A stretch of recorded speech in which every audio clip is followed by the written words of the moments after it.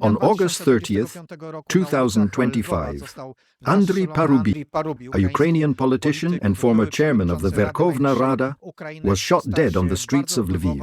He was a very influential and important figure who shaped the political environment in Ukraine, but was also frequently accused of nationalism by Russian propaganda.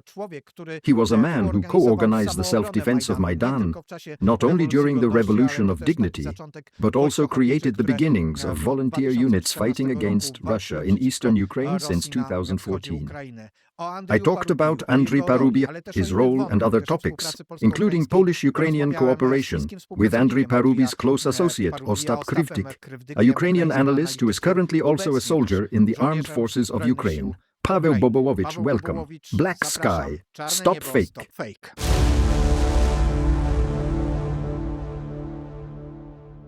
My guest and yours is Ostap Kryvdyk, a Ukrainian analyst and soldier in the armed forces of Ukraine, and, let's be honest, someone we have known for many years.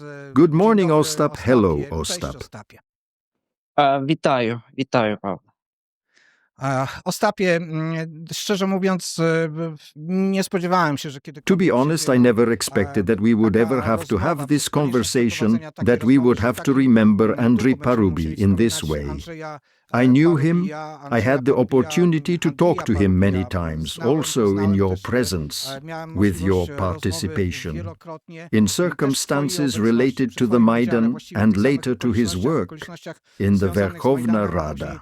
However, I did not foresee that we would be talking about Andriy Parubiy as a person who is no longer with us. Andriyu Parubiy jako osobie, której z nami już nie ma, ale to jest tak ważna postać, że he is such an important figure that we must talk about him.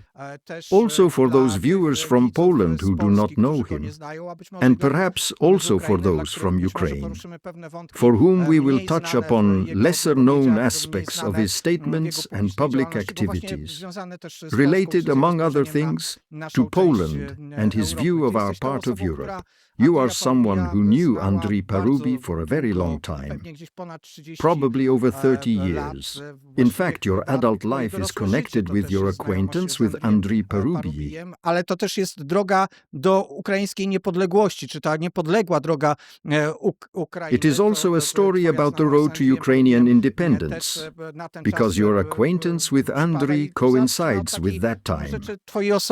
Let's start with a personal note. What are your most important and most valuable memories of Andriy Parubiy? Najważniejsze, najbardziej cenne. I met Andriy Parubiy in the youth organization Spaj China Heritage. It was March 1992.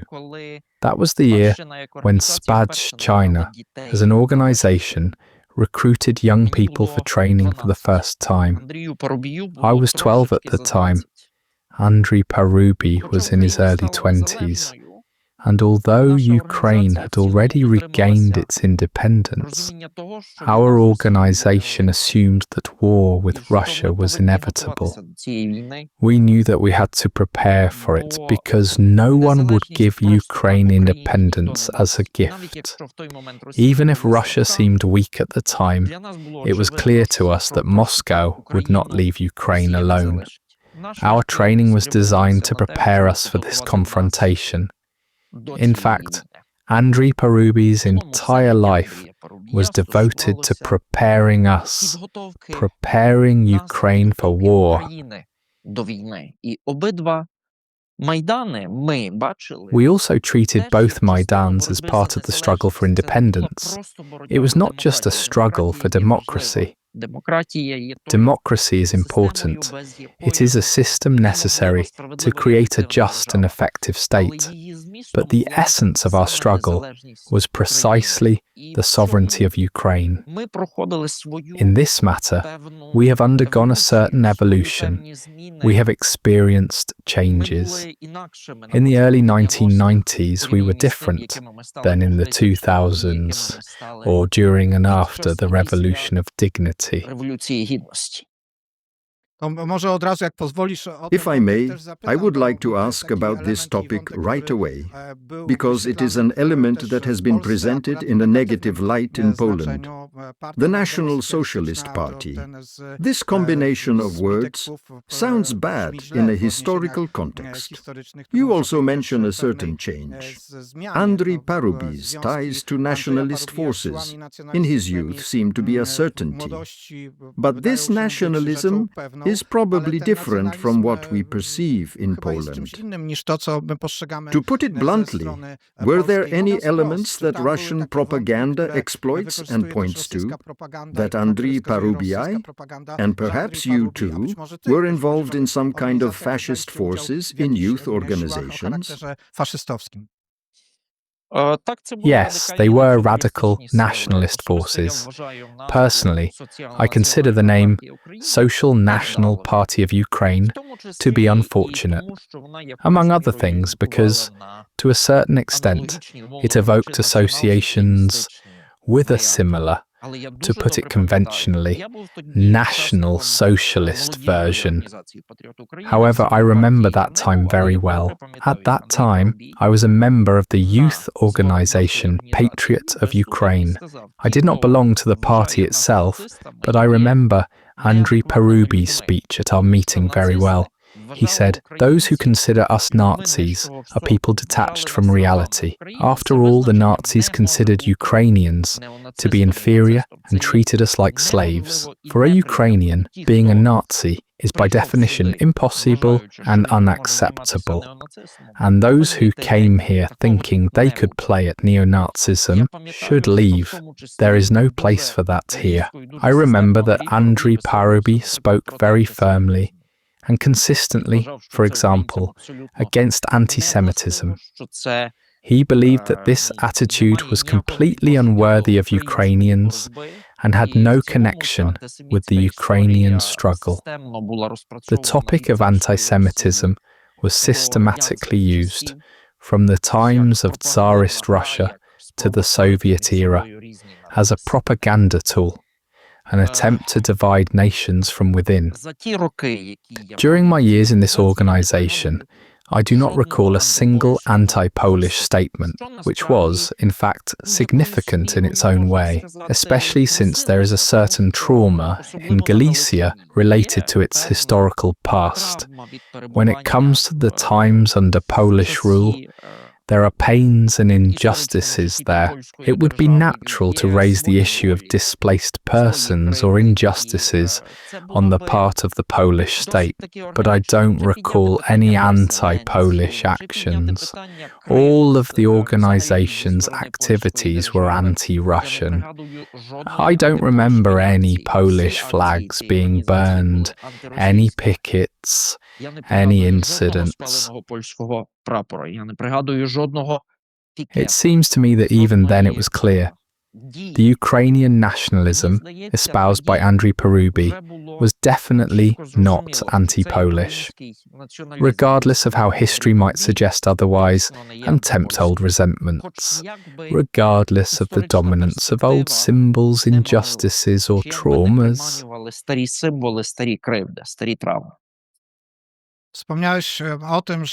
You mentioned that at that time you were already preparing for what was inevitable, war with the Russian Federation. Andriy Parubiy was your leader. What made him your leader? What qualities made you see him as a leader and want to work with him? Why Andriy Parubiy and not someone else? What made someone as young as you see him as a potential leader of the future?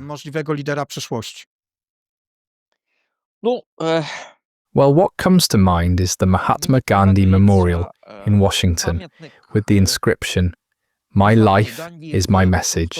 Andriy Parubiy lived according to his values. Let me give you an example. November 7th, 1997.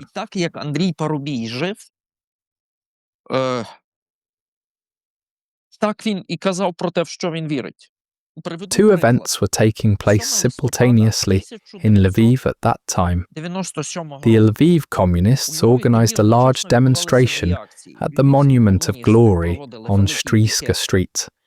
while the old Lviv dissidents, people who had spent 10 or 15 years in prisons and labour camps, including UPA veterans, gathered at the Franco Monument near the university. The communists especially brought several buses with sports club thugs to Lviv with a clear goal: to beat up these defenceless elderly people and show that Lviv, nationalists, and Ukrainian statehood are a myth. That in Lviv, you can beat up Ukrainians with impunity.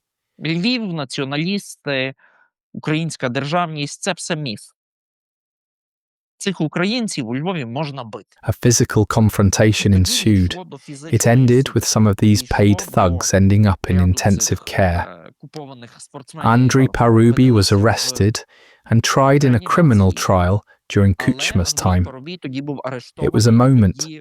It wasn't open warfare yet, but it was a fight against communist and pro-Russian forces who thought they could beat up whoever they wanted. That Lviv was no longer safe, that it was no longer a Ukrainian city. Сил, які вирішили, що от вони можуть бити всіх, кого хочуть. And these are not isolated stories.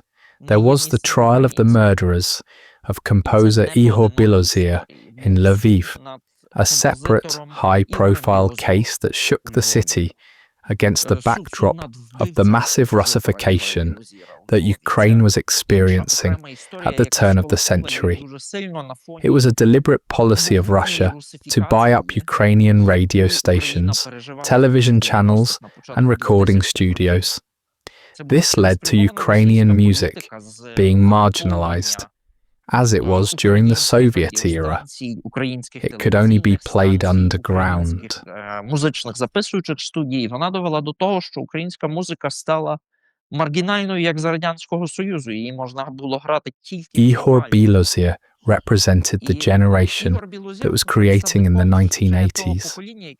In defiance of the Soviet Union, this music sometimes appeared in the local media. Then he was attacked by two wealthy men. One was the son of a militia commander. The other had connections with the prosecutor's office. Both declared themselves to be Russians. It was therefore a direct act of violence against a Ukrainian composer. In fact, it was violence against Ukrainian culture, Ukrainian song. По суті, насильство над українською піснею. Це привело до великого націоналістичного спалаху. This led to a great outburst of national sentiment, to a feeling of oppression of our culture, a feeling that we were once again occupied in our own country by economic means. Such moments shaped us, shaped Andriy Parubiy in his resistance to Russian domination. Whether it was cultural occupation or later military occupation by the Russian Federation in 2014, we as young people followed this call to resist Russia. І так ми, молодь, ішли за цим покликом протистояти Росії.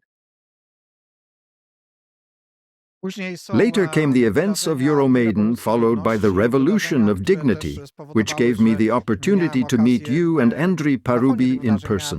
Na tle tych wydarzeń miałem okazję poznać się bezpośrednio z tobą, poznać się z Andrijem Parubijem, czyli...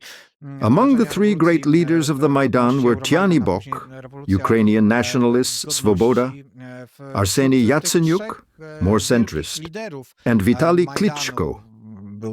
Andriy Parubiy was not there.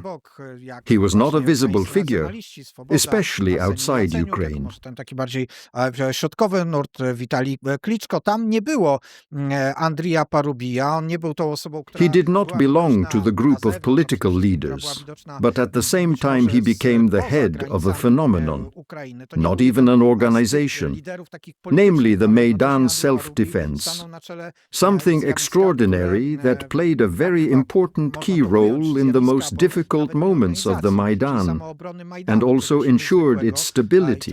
Odgrywało bardzo ważną rolę, odgrywało też bardzo ważną rolę i kluczową w najcięższych momentach Majdanu, ale dawało też... How did Andriy Parubiy become the leader of the Maidan self-defense? Jak to stało się, że Andriy Parubiy został liderem What was unique about this self-defense organized by Andriy Parubiy? How would you describe it to our Polish viewers? O niej opowiedział przede wszystkim dla naszych polskich widzów. 21 November 21st, 2013, 5 p.m., the 9th anniversary of the Orange Revolution. Together with friends, we drive up to Maidan, unload the speakers and take out the European flags. Andriy Parubiy takes the megaphone and is the first to start the rally. Militia officers approach and Andriy says clearly, "I am a deputy of the Verkhovna Rada of Ukraine. I am organizing a meeting with my constituents here. Everything is being done in accordance with the law. You have no right to stop me."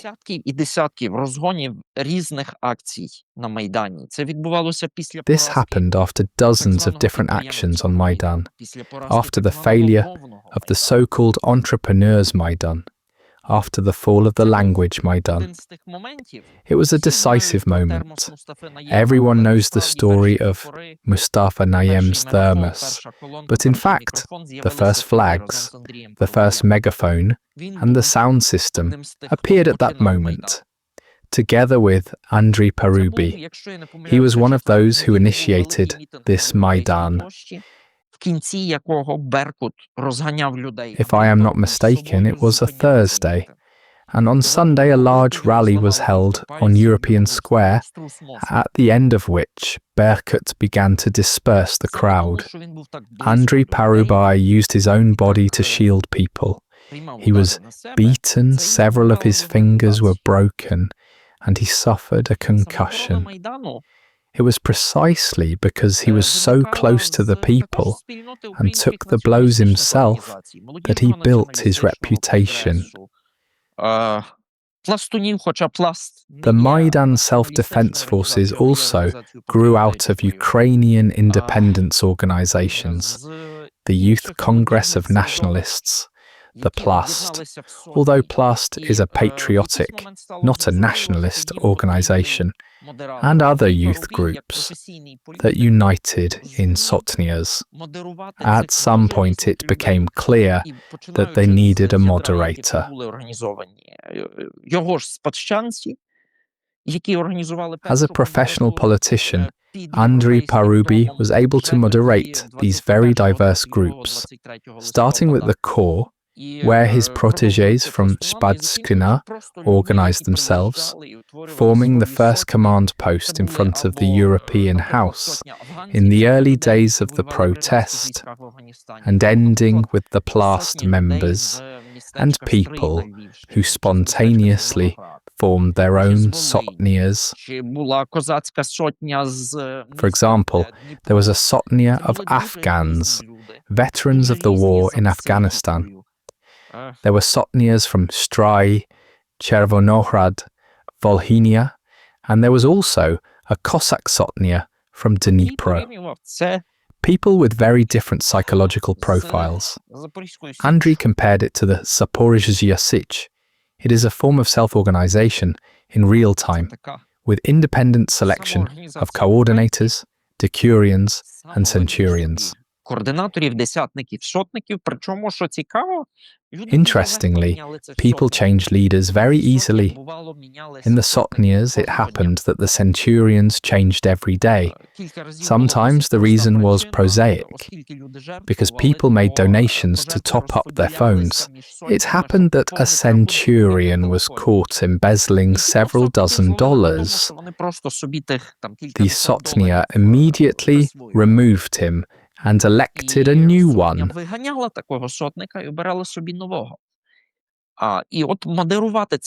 Moderating these people, integrating them, assigning areas of responsibility, who is responsible for which barricade, setting up shifts, finding those who are really capable of keeping order. There were also former militiamen on the Maidan who helped neutralize a very unpleasant threat. The Yanukovych regime began to bring in homeless people, criminals, and thugs from all over the country to disrupt the Maidan from within. These people, often neglected, smelly, some mentally unstable, and among them ordinary criminals sent to steal, were supposed to sow distrust, to make people stop trusting each other. The self-defense forces managed to restore order and push these provocateurs out of the camp. Maidan maintained discipline. It remained a territory of security, freedom, and trust. Andriy Parubiy played a major role in this management and planning.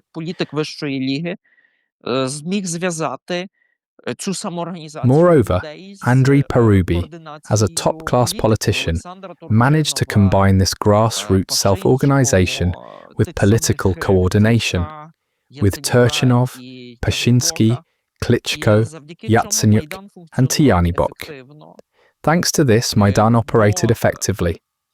History shows that social uprisings, without political effectiveness, as in Belarus, are doomed to failure. Politics alone, without the support of the street, also fails. Politicians are arrested, protests are marginalized, and people are intimidated. Only the combination of mass support and political efficiency is the recipe for victory. Andriy Parubiy was both a man of the barricades and a man of politics. Thanks to this, Maidan won. This was